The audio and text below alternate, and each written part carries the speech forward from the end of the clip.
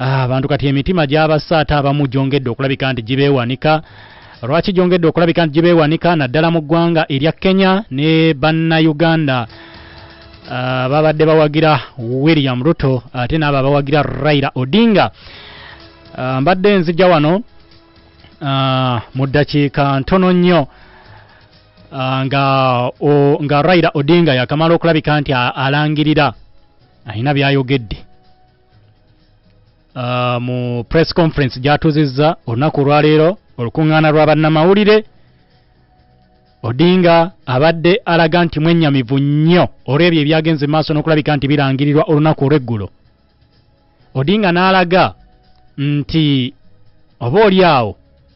ekyamuganye n'okulabikako mu kifo kino we bagenze maaso n'okulabika nti balangirira ebyokulonda yabadde si mumativu n'ebyo ebyadde bigenda okulabika nti birangirirwa. Agamba akalulu kabaddemu ebikikinike bingi. Mu nkofiira ye eya sepeo eya black n'ekitengi kye ekiringa kiri mu langi bagiyita animal print, kirimu birayini ng'eddiba ly'engo bw'oyinza okuliraba bwe liyinza okufaanana. Raila Odinga bw'abadde ayambadde olunaku olwaleero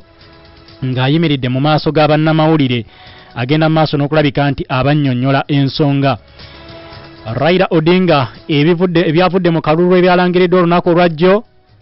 abigaanye. Agamba results ye teyazikkiriza nga Raila Odinga kosa n'omukago gwe ogwa Azimio la Umoja oba Azimio One Kenya. Bagamba results ezo tebagenda kulabika nti bazikkiriza. Raila Odinga alumiriza akakiiko k'ebyokulonda k'eggwanga erya Kenya aka Independent Electoral and Boundaries Commission IEBC ya Kenya kosa n'omukulembeze waako agenda maaso n'okulabika nti akatwala chairman Wafula Chebukati okubeera nti bavayolatinze ssemateeka constitution ey'eggwanga erya Kenya kosa n'amateeka agafuga ebyokulonda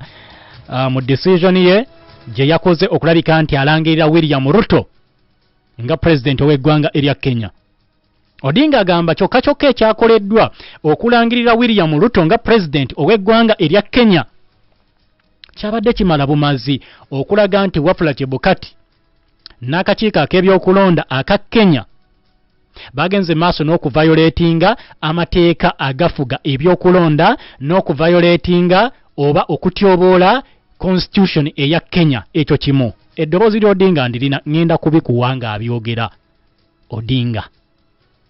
Engeri gy'eri radio tojja kubiraba oba tojja kumulaba nga abyogera, but eddoboozi lijja kwongera okukakasa kiki Odinga kyawulira ku mutima. Agamba ssemateeka yatyoboddwa, amateeka agafuga ebyokulonda gaatyoboddwa mu Kenya nga balangirira William Ruto.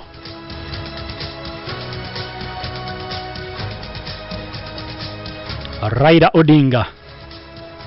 avuddeyo n'ategeeza nti agaana byonna oba arejectinga byonna ebyalangiriddwa olunaku olw'eggulo. Results ezafulumiziddwa akakiiko ak'ebyokulonda William Ruto mwe yasinzidde okulabika nti awangula akalulu ako oba mwe bamulangiridde nga omuwanguzi. Ono avuddeyo n'ategeeza tewali kye tugenda kuzzaako kirala okusookera ddala okuggyako okusooka okugoberera amateeka. Odinga agenda mu kkooti.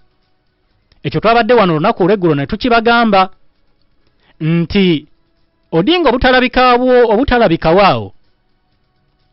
ne statement eyakoleddwa vice chairperson ow'akakiiko ak'ebyokulonda aka Kenya omukyala ayitibwa Juliana, omukyala Juliana Cherera yavuddeyo n'agamba results ezigenda okulabika nti zirangirirwa before nga ne declaration tennabaawo. Wafula Chebukati nga tannajja kulangirira biva mu kakiiko ka byakulonda, vice we oba vice chairman w'akakiiko k'ebyokulonda n'agenda ku Serena Hotel ya Kenya n'atuuza olukuŋŋaana lwa bannamawulire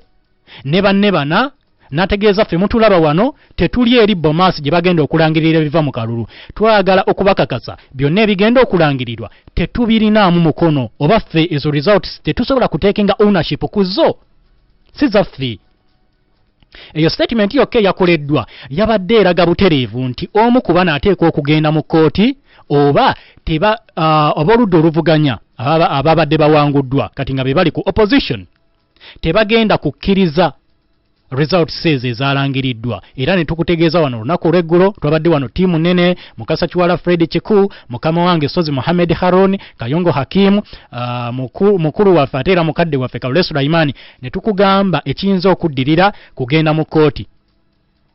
era abasinga kati debate babadde bagijje ku kubeera nti Ruto alangirirwa ddyo baki nga batunuulidde kooti era kati abasinga batunuulira kooti biki ebinaava mu kooti Odinga avuddeyo ettuntu lya leero n'ayongera kinoganya wabadde wabagamba agenda kubigaana wajja kubaawo okuyiwa omusaayi agambye tusooke mu kooti 2017 bwe biti bwe byali Odinga n'agamba ngenda mu kooti era n'agenda mu kooti n'emuwuliriza ate jjukira 2017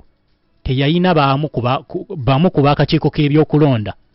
nga nabo boogera statement ng'eyiye tebyalangiriddwa si byebyo naye kati olwekyo twalabye ba commissioners 7 bana ne bagamba ebirangiriddwa si bituufu 3 ne bagamba ebirangiriddwa bituufu bw'ojjukira omusango ogwali eno gw'ebyokulonda ne mu kooti bakikozesa ratio kikulu nnyo nti ennamba ennene egamba ki abana bagambye si bituufu 3 ne bagamba bituufu tulinde ekinaava mu kooti e Kenya Odinga gyagenda nkwongera ebyo Odinga byayogedde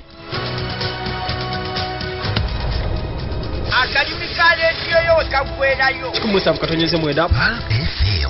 ekkula ly'omuntu wa bulijjo Odinga ayongeddeko n'agamba what we saw yesterday was a travesty of the laws of Kenya by Wafula Chebukati and a minority of IEBC commissioners byonna bye twalabye olunaku olw'eggulo kwabadde kuyisa lugaayo mu mateeka agafuga eggwanga erya Kenya nga kikolebwa Wafula Chebukati akulembera akakiiko ak'ebyokulonda ossa ne ba minority ye ne banne abatonotono mu kakiiko k'ebyokulonda byonna bino ebyagenze maaso n'okulabika nti bikolebwa twalabye Wafula Chebukati ne banne abatonotono nga balangirira figures ezagenze maaso n'okulabika nti zirangirirwa Odinga Raila Odinga agamba figures ezalangiriddwa Wafula Chebukati are null and void nfu bwe fufululufu Odinga bwagamba and must be questioned by a court of law ziteekwa okulabika nti zisazibwamu nga bayita mu kooti mu nkola ey'amateeka kooti egende mu maaso n'okulabika nti bino egenda mu maaso n'okubisuula mu kaseera ebyalangiriddwa in our view there is no legally declared president elect okusinziira ku Odinga agamba mu kulaba kwabwe bo ng'aba Azimio la Umoja tewali president yalangiriddwa nti yalondeddwa mu ggwanga erya Kenya mu mateeka tewali legally elected president of Kenya aba legally declared president elect of the Republic of Kenya tewali president yalangiriddwa ng'alondeddwa mu mateeka mu ggwanga erya Kenya Odinga agamba bo bwe bakiraba era bagenda kubeera nti bagenda mu mbuga ez'amateeka bawaabe bawere ennembe bawaabire akakiiko k'ebyokulonda Wafula Chebukati n'enkambi eya William Ruto bazuuzumbe